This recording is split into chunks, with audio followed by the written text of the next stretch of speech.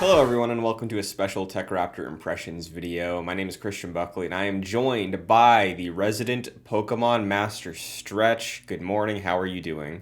I am tired. I think Pokemon Master is a bit presumptuous at this point, but we'll see how I am by the end of the day. I mean, you've seen those memes, right, where it's like, you've been playing this franchise for your whole life, you must be excellent at it now. And it's like, I have a team of four Bidoofs and my starter. Yep. Yeah. Yep. It's like, hey, if they're high enough level and they can hit hard enough, that's what you need. Gods, you don't Yeah. need them. Yeah, that's how I've been playing this franchise my whole life, and I love it. But Scarlet and Violet Gen 9 is here, the newest addition to the Switch series of Pokemon games. Starting out, like you said, you've been playing for roughly 9 hours now. Off the top, which version did you get? Scarlet or Violet? I got Violet. I'm much more into the tech aesthetic of some of the Paradox Pokemon that show up later on. Hmm. And I really dug the idea of having some kind of futuristic Tron-esque light cycle for my vehicle of choice in the game. I'll stop you right there. The hell's a Paradox Pokemon? For people who don't know, people who haven't seen leaks, can you give me an idea of that? Because we know Terrastalize and we know Terra type, but hmm Paradox hmm Pokemon, I feel people might not know So about yet. Paradox Pokemon were slightly leaked in the second to last trailer before release today. There's something that you'll come up in against in the late game, but these are Pokemon that seem to be out of time or place. Think of it like Encino Man. That this, if you have Scarlet, then you'll be able to check out some ancient Pokemon. A good example of that is a really brutal looking ancient Donphan. And then the flip side of that is that in Violet, everything is futuristic. That the Donphan doesn't have extra aesthetics or more bull-like horns. Instead, it's completely metal plated. So Scarlet and Violet embracing the past and future idea more than just the professors and your legendary motorcycle Pokemon. Yeah, no, it's very much a theme throughout. Even some of like the history classes that you take at the school, which I highly recommend taking. That's a big lore dump that is very optional. Those go deep into the Paldea region and its history. That is most likely the way they introduce the three main quest storylines for Paldea, right? Yeah, the three quest lines. One of them is the regular gym challenge. There's a second path that is about taking on the giant Titan Pokemon to investigate this magical ingredient, the Herba Mystica. And then the third quest is the bully group of the school, Team Star, has set up a whole bunch of bases around Paldea, and you need to invade those. Mhm. Invading those isn't like traditional Pokemon battling or, a series of battles. Instead, it uses the Let's Go roaming mode. So you enter the star base with the first three Pokemon from your party, and you have to take out 30 of the Team Star Pokemon in 10 minutes. And then that lets you get to the fight with their boss. That sounds like a unique way to look at a Pokemon strategy in the overworld, at least. Does it feel that way? The auto battle mechanic is very simplified. It's very much, hey, am I stronger? Yes, cool, let's go. It doesn't use up any PP of your Pokemon attacks. So even out in the wild and stuff, you'll get less experience for doing it that way. Sure. But the fact that you can just go and go and go and go, makes it a really fun farming method for, materials which are needed for crafting TMs Hmm. and just for getting experience up. We've gotten this far in, and I am shocked we haven't discussed this. Which starter did you pick? And in general, the balance of new old Pokemon, is it feeling good so far? It is. It really is because there's such an intense diversity. Yeah, we've got a little over 100 new Pokemon, I think. So in the Pokedex of 400, what, three-quarters of those are old. Hmm. Seeing them interacting with the world in new ways, spawning up, and then having the new ones show up as well. It feels good. They did a really good job with that diversity and balance of new to old. I did pick Fuecoco. Fuecoco is the one I'm going for, and I unfortunately finally I saw the final stages yesterday. Not disappointed with my choice, I'll say that. I won't say what they are or anything, but an interesting aspect is that the secondary typing of all of the third evolutions are the reverse of the first typing's weakness chain. Fire to grass, grass to water, water to fire. But at the third evolution, it goes the other way with their secondary typing. That's very interesting. That's cool. But I've played many Pokemon game, especially lately ones. I took a couple years off, but I got back in with Sun and Moon. For the most part, I would say they are slow goings at the start. This one's an open world, 3 quest lines, like you said.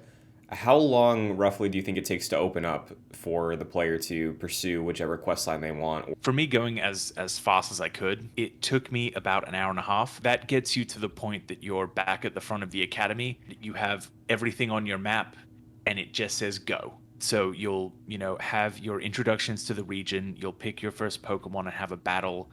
You'll meet Koraidon or Miraidon, the box legendaries who serve as your mounts to get around the Paldea region. And then you'll go to school and you'll learn all about the 3 quest lines, and then they just set you free. It is an open world game, but it almost has... Metroidvania isn't the right term for it, but there are aspects where, if you were to want to progress further, you might need to have the ability to swim, which is locked behind, the Titan path is what upgrades your ride Pokemon. With each Titan taken down, your ride Pokemon gains a new ability. Oh, cool. Okay. Because, fun fact, Herbamysticas, if you were to shorten that, is HM.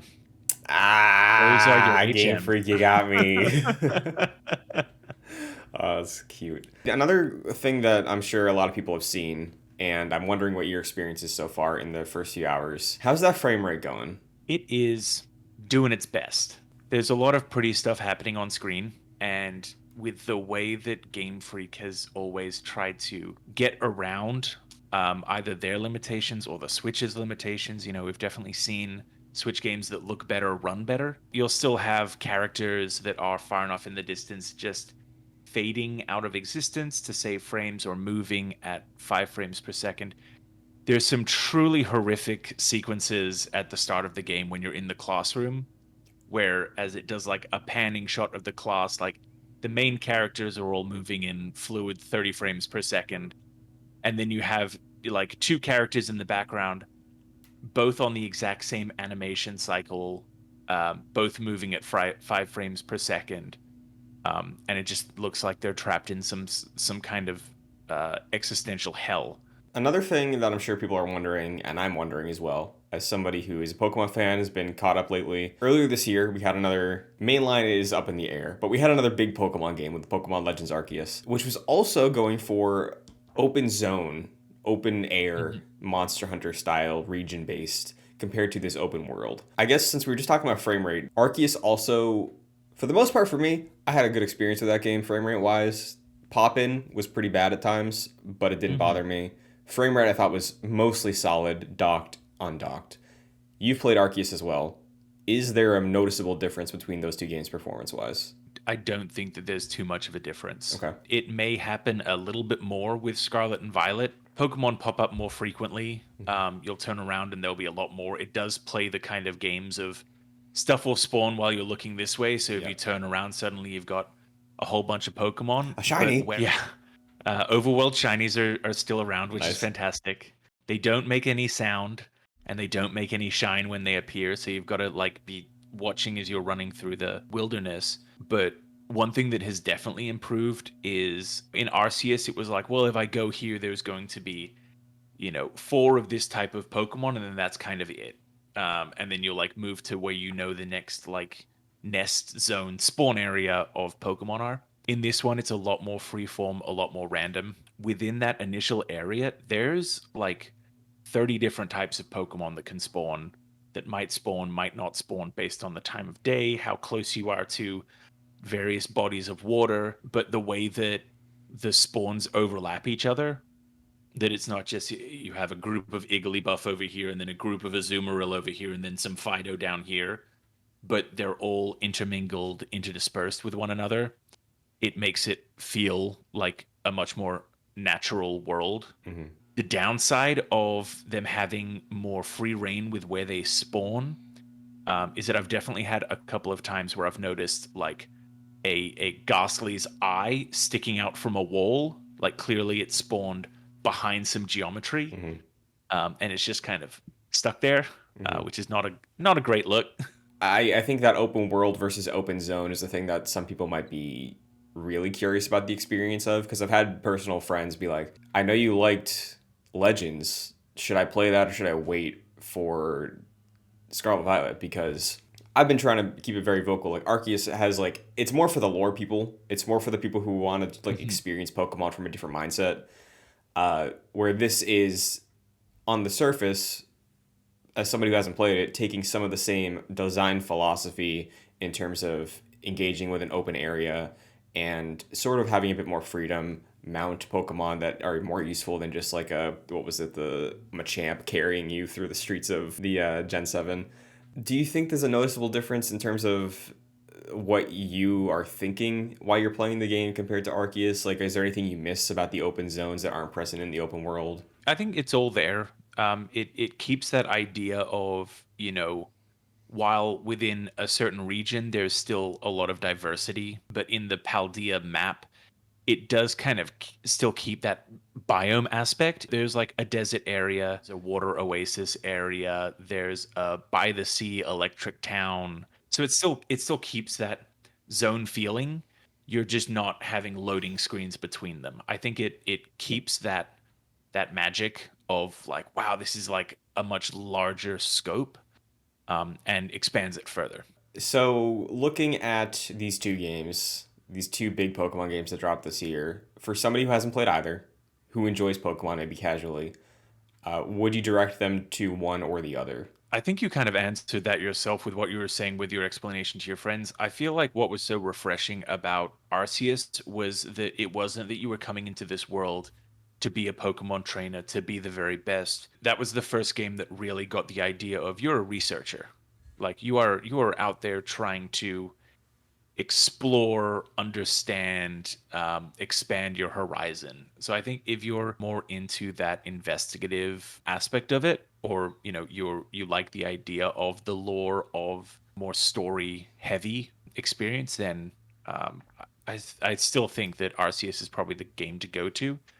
But if you are a core Pokemon player that wants to be the best, to just have their core team and build that up, not have to catch 30 extra Pokemon to mark something down in your Pokedex, that Scarlet and Violet will be a really good return to form Cool. if you can get by all of the graphical glitches and technical issues. Hmm. we'll So, we'll hold out hope for a performance patch, but probably not going to happen. Switch 2, man.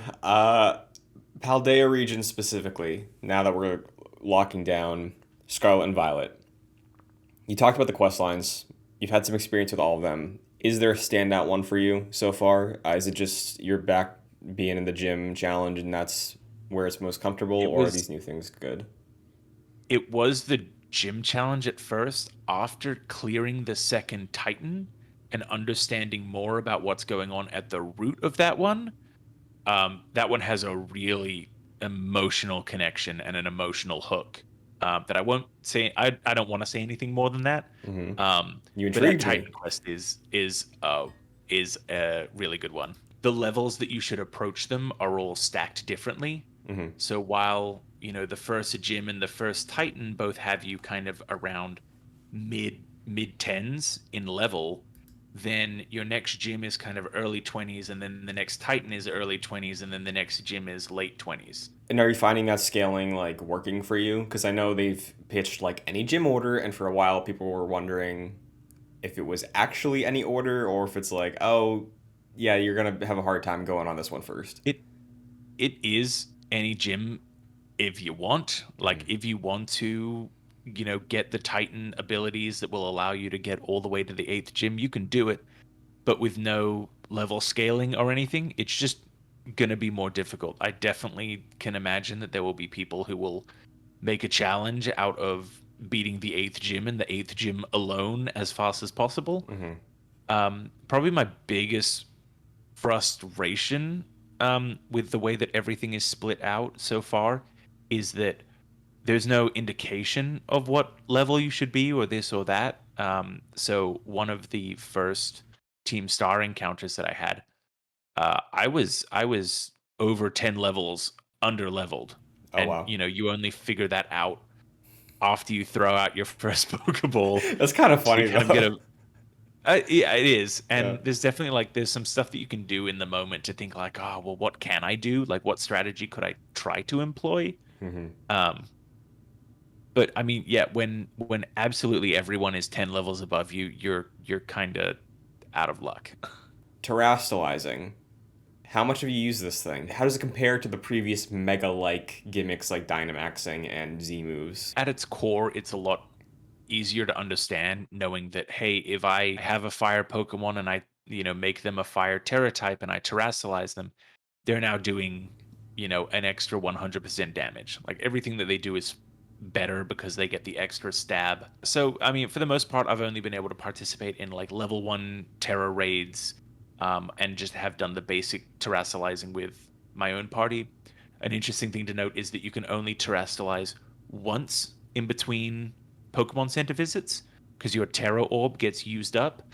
But Pokemon Centers are everywhere and they're your warp points. Speaking of Terra raids, is there like a solo player version of that that you've experienced, or have you dove into multiplayer? I've only done solo Terra raids so far, and that will do the same thing that the raids did in Sword and Shield, that they would just throw an extra 3 NPCs in with you. But I have done some proper multiplayer, the Union Link mode. Um, it works really well. I've only done it local so far with one other Okay. person, but we were both able to see each other walk around. We were both able to like spin our control sticks and get both of our characters doing pirouettes with each other, to push the multiplayer mode to its limit. I then teleported halfway across the map, and you can pull up your map and see exactly where each other are. And as people evolve Pokemon or catch new Pokemon, um, those you get little notifications for that about your party. But best of all is that you can do the entirety of the story in this multiplayer. You're not tied back or held back at all by like someone who hasn't progressed far enough or anything. Hmm. That he was able to be doing his story battles while I was fighting gym leaders, and then we could like regroup again, and it worked. I don't know how reliable it would be online, but for local play, it's fantastic. It is what you want. My favorite thing that I did in Sword and Shield was co-op raid battles with my friends, Mhm. and we're all picking the game up today. So like the fact that we're going to be able to, hop into each other's games and progress is exciting. The player who is like walking, who is like making the Pokemon spawn, a Scarlet player on their own walking around a shared world will only encounter Scarlet Pokemon. But if the Violet player is right behind them, then those Scarlet Pokemon will spawn for him. Oh, So it doesn't mean that you've got to like, we're gonna spend time in the Scarlet world and we'll do stuff there and get exclusives and then we'll move to the Violet world. But by playing together, it kind of creates a pseudo master version where like you still need your friend to like to initiate those spawns. But then if the Violet player is the one in front, then oh, that's going to okay, okay, cause Violet spawns to happen. Yeah, so it's just the Pokemon that appear are triggered by the player who triggered the spawns version. gotcha. So it doesn't even feel like you have like hosts and people joining the host, because you have complete independence with your version. That's So like everything stays the same, surprising, honestly, just hearing all right? those details about this. That's awesome, and you know, personally, the visuals aren't going to bother me. So hearing that is just really cool, Hmm. uh, and it makes me excited for the future more than anything. But that's wild that they got that in there. Yeah, so this game has some fantastic exclusives, but by promoting the use of this multiplayer, that barrier to get those exclusives is the least that it has ever been. At this point in time, early, well, early-ish, day one still. How do you feel your experience compares to the other Switch Pokemon games that you've had? I think that I'm definitely enjoying this more than Sword and Shield so far. It doesn't even feel like a scale of a game that should be out nowadays. It still feels like Pokemon Company is towing the line, um, and doing what they can to get it to a more modern day system. But what they're doing is good, and I'm Pokemon simp, so I'll take it.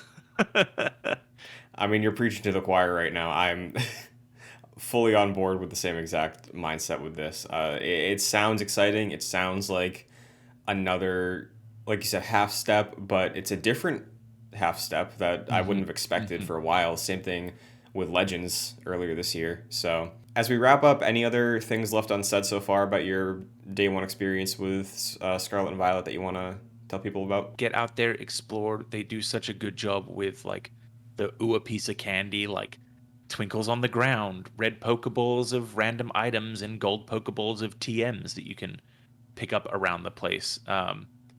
Look behind every nook and cranny, find those gimme ghouls. Just explore. It's a really neat world. It's a very interesting, neat world. It's not just flat plain. Hmm. Well, that's very exciting. I cannot wait until it is 5 p.m. and I can go get my copy. So, you've made the wait even harder, sir. But for the TechRaptor audience, as we sign off, anything you want to shout out for future Pokemon content for Scarlet and Violet that you're doing? Look for the review when I manage to get through the game. And then in the meantime, if you're having any issues figuring stuff out, hit up TechRaptor. We've already got all kinds of guides up on the site. Check out TikTok at TechRaptor on TikTok. We're gonna do some breakouts of this video and a couple of video versions if you're wondering about, the gym order that we discussed. We'll have a handy little Hmm. guide for you over on TikTok. So look forward to that. But Stretch, it's been a pleasure talking. Yeah, great Good, talking as always. good luck on your Pokemon Can I go adventures. keep playing Pokemon now? You may, and I will start cutting this video.